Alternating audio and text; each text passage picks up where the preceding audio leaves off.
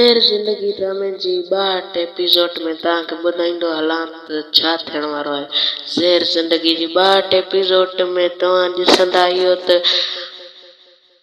मीरा जी लुकमान सां शादी ज़बरदस्ती कई वेंदी।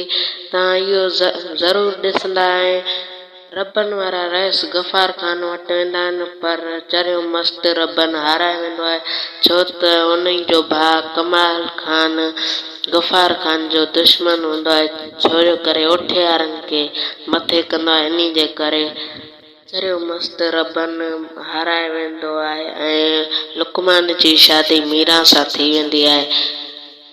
ज़ेर ज़िंदगी जी 62 एपिसोड में तव्हां इहो बि ॾिसंदा त खैरू केॾो कलसूम खां मतलब खैरू जी दिलि लॻी वेंदी आहे कलसूम सां। हिन जे करे चवंदा त कलसूम खे मां न बचाए सघियमि, कलसूम हले काॾे हली वई।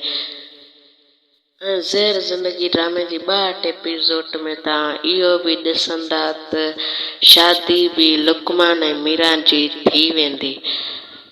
ज़ेर ज़िंदगी जी 62 एपिसोड में तव्हां पक मां पक 100% पक ज़ेर ज़िंदगी में लुकमान ऐं मीरा जी शादी थींदी।